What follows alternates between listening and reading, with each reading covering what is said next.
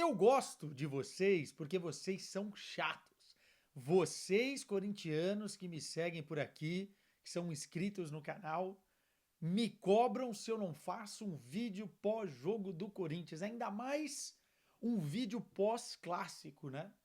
Depois da vitória do Corinthians contra o Santos, no meio da semana, eu recebi muitas mensagens nas redes sociais, aqui no YouTube, que Sadinha não vai falar do clássico, não vai falar da vitória do Corinthians.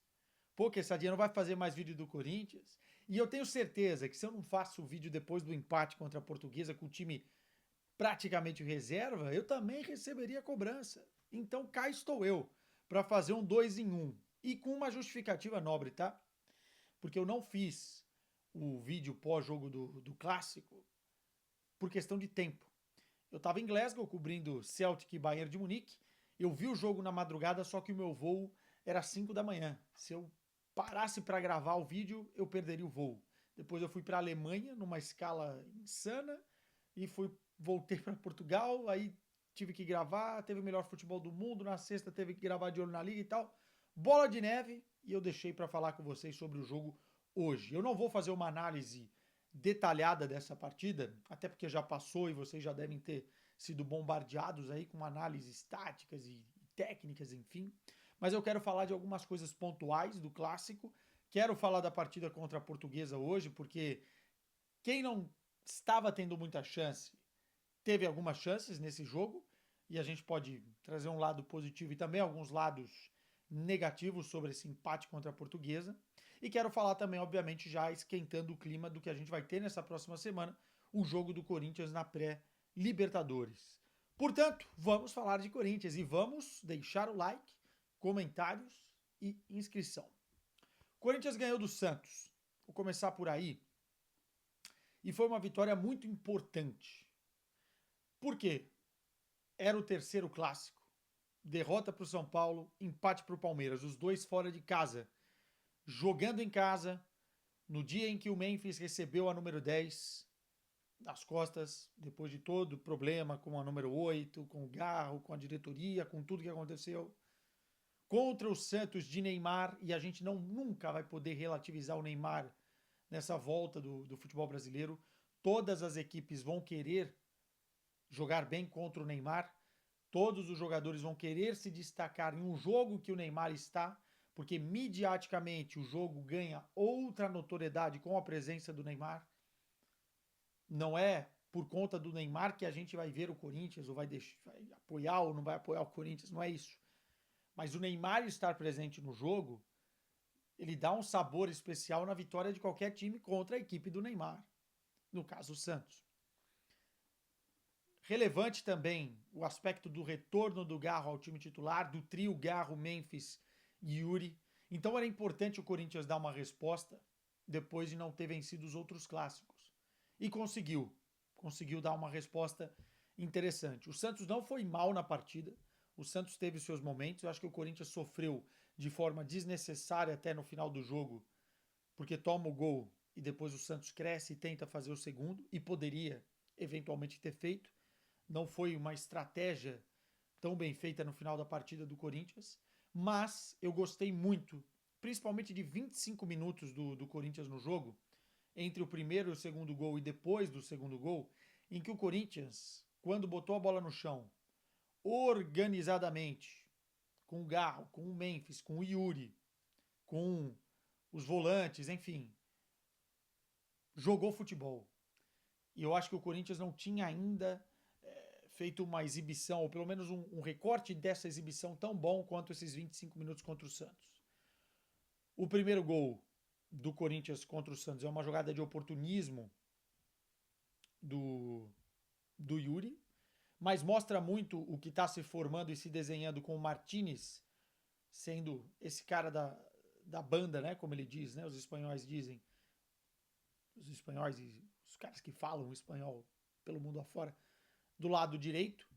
Ele faz o cruzamento, uma jogada de linha de fundo bem construída, e o Yuri consegue antecipar. Uma fase ótima, né? Porque assim, não foi uma finalização maravilhosa, a bola ainda bate no zagueiro, enfim, mas saiu o primeiro gol. E depois, o segundo gol é uma pintura, cara. O segundo gol, inclusive eu já mostrei para várias pessoas aqui, portugueses, né? para falar, olha só o gol que saiu lá. E, aliás, muita gente está consumindo bastante aqui em Portugal o Campeonato Paulista, porque o Canal 11 está passando vários e vários jogos, inclusive esse, Corinthians e Santos, porque tem Memphis, porque tem Neymar, porque tem Garro, porque tem Oscar, porque tem Lucas Moura, porque tem o Abel no Palmeiras, enfim. É um campeonato que se tornou extremamente atrativo aqui em Portugal e o Canal 11 está dando muito destaque nessas últimas semanas. Mas esse segundo gol, cara, foi uma poesia, né? Primeiro porque o Neymar perde a bola, recuperação acho que é do Mateuzinho, ele avança, a bola fica no Garro, e aí a principal característica dos três, né, desse trio, que para mim hoje pode não ser historicamente, pelo que já entregou por clube, porque você tem trios como o do Flamengo e outros, enfim, mas para mim hoje é o principal trio do futebol brasileiro, o que entrega mais como trio e de forma entrosada pelo final da temporada passada e já projetando nesse jogo contra o Santos, foi exatamente a característica do trio esse gol, né? Visão de jogo e a fatiada que o Garro dá no meio da área. O Memphis domina de uma forma espetacular e não é fominha, porque o Memphis é mais o cara da assistência do que propriamente da finalização. E ele acha o Yuri Alberto para fazer o 2-0. Muito bonito o gol e mostrou sim um entrosamento desses três caras que estão num nível superior de todos os outros jogadores do Corinthians, né? Então, assim, é muito difícil você mexer nesse tridente. Muito difícil. Garro, Memphis e Yuri são os titulares e não tem muito o que fazer. Isso desdobra um pouco a situação dos outros. E eu já vou falar, tá? De Thales Magno e de Coronado aqui, especialmente nesse jogo contra a Portuguesa. Já vou falar sobre isso. Ponto importante desse jogo, parêntese para Memphis Depay. Eu fui lá fazer uma reportagem na Holanda, né? E conversei com muita gente que conviveu com o Memphis, que entende a personalidade do Memphis, que viu o moleque surgir, que viu o moleque estrear, que viu, enfim, ganhar campeonato, chamar a responsabilidade, ser o artilheiro na Holanda. E conversando com todas essas pessoas, o meu entendimento sobre o Memphis é o seguinte: ele tem um coração enorme, os amigos dele são amigos até o fim, a relação dele fora de campo com comunidade, com torcedores, filantropia, tudo relacionado ao Memphis fora de campo, acaba sendo bonito, acaba sendo exemplo no sentido de até solidariedade, a forma com que ele chega no Brasil e ele se envolve com a torcida do Corinthians, com as comunidades, com o público, com as pessoas que trabalham no Corinthians, não apenas os mais focados em futebol, mas desde as pessoas de limpeza até as pessoas. Enfim, todo mundo elogia o comportamento do Memphis.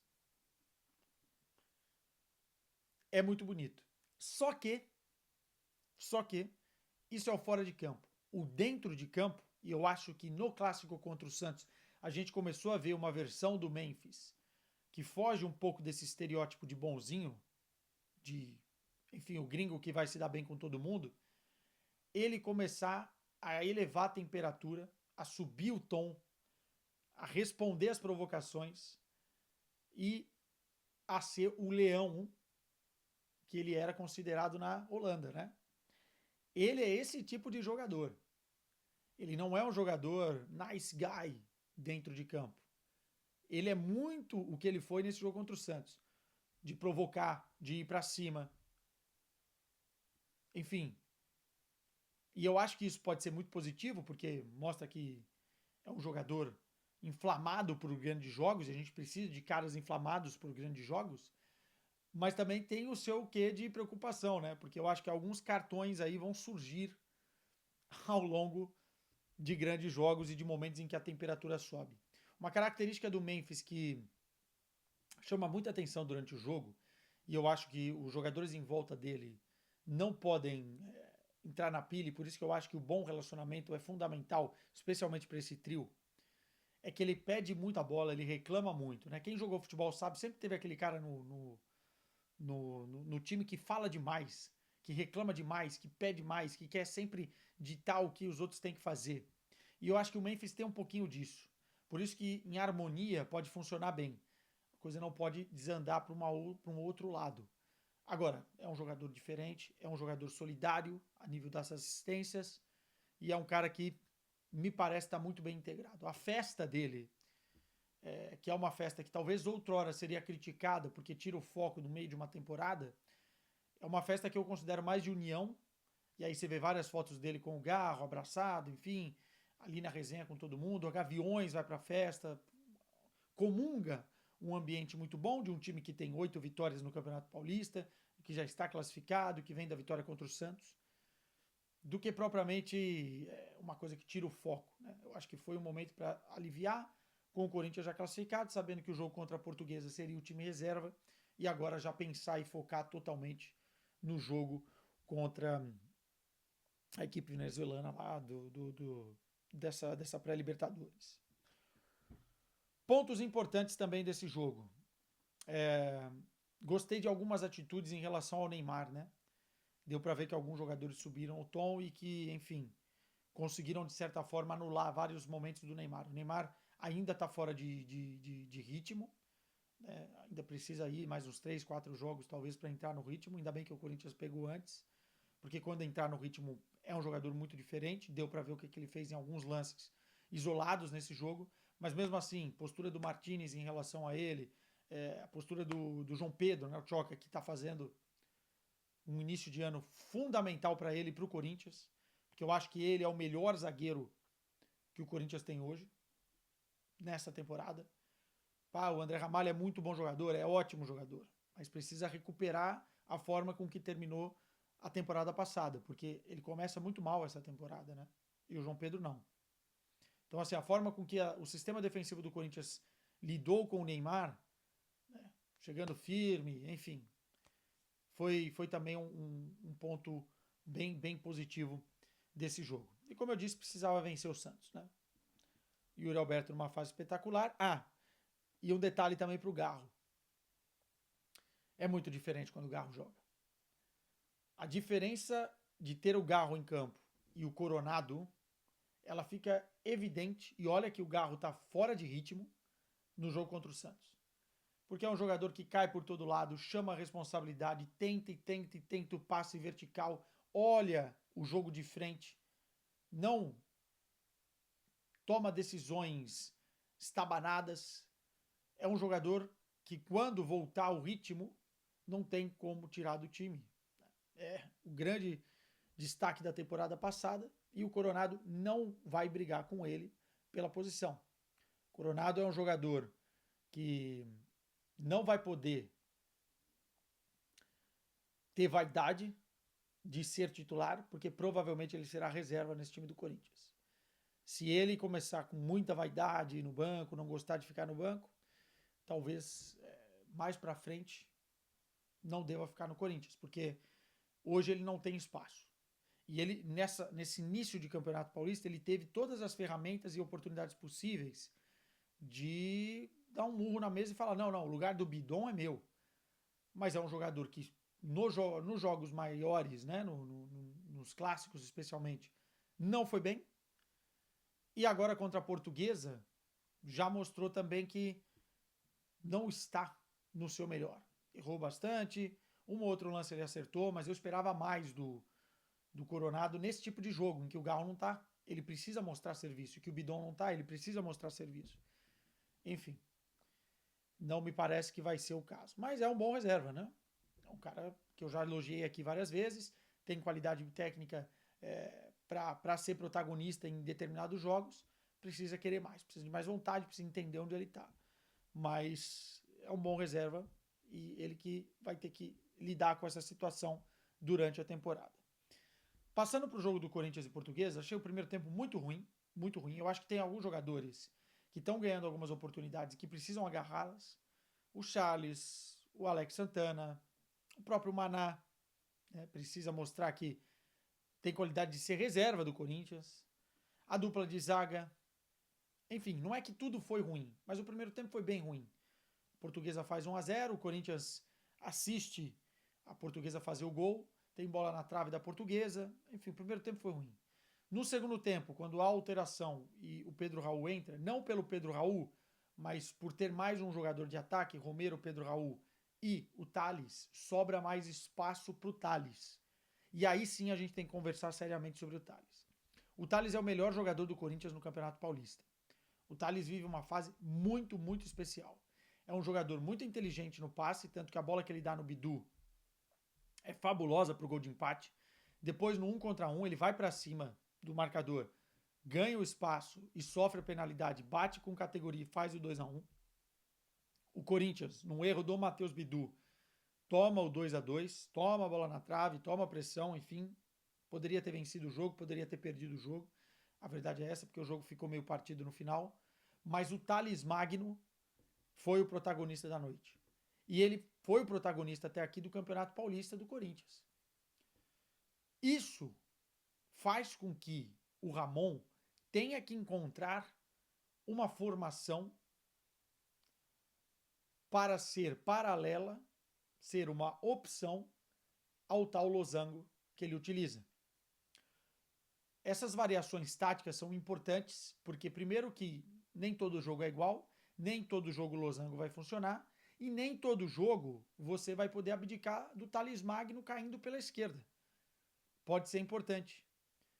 Então, de repente, tem que encontrar um 4-3-3 ou um 4-4-2 com dois volantes, o Thales aqui e o Garro aqui e o Yuri e o Memphis lá na frente, para ter mais repertório de jogo. E o Thales está pedindo isso. O Corinthians tem um repertório hoje defensivo de duas formações, com uma linha de 4 e com uma linha de 3. E que pode ser mutável com o Ranieri fazendo esse terceiro zagueiro, baixando e abrindo mais os laterais. Essa mutação ou esse repertório também precisa existir quando o assunto é o Thales. E o Thales pediu por isso. Então, sinceramente, eu acho que o Ramon está na hora de testar uma formação com o Thales jogando no time titular. Porque se ele já está entregando tanto na equipe reserva, imagina no time titular. O Thales está pedindo passagem e está pedindo para ficar no Corinthians. Do jeito que ele está indo bem, de repente aqueles 12, 13 milhões de dólares que tem que pagar já não ficam tão caros assim, né? Mas eu acho que o Ramon precisa encontrar alguma formação que favoreça o Thales e que também dê mais repertório ao Corinthians, como eu disse. O Corinthians, com esse empate, prejudica o Santos, né? Porque a Portuguesa está no grupo do Santos, soma mais um ponto. Mas faz 8 vitórias, 2 empates, 1 derrota. É uma campanha absurda no Campeonato Paulista. Pré-Libertadores agora.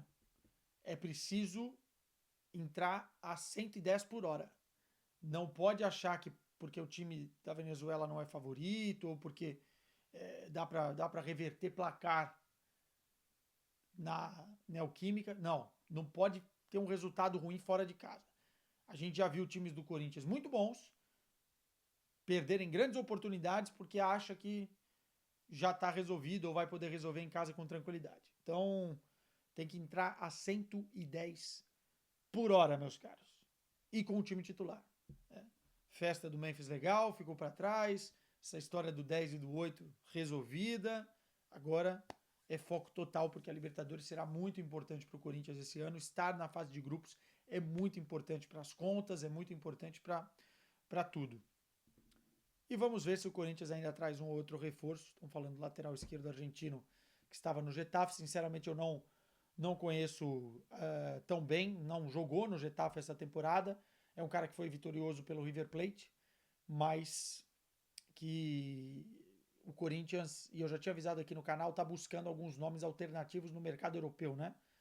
Foi buscar algumas informações de jogadores que jogam na Bélgica, outro colombiano que joga na Bélgica, outro norte-americano que joga na França, e parece que está tentando fechar com o lateral esquerdo do Getafe. Meus caros, beijo para vocês, vai Corinthians, e essa semana vai ter pós-jogo depois da partida da Libertadores, tá? Voltamos em breve. Tchau.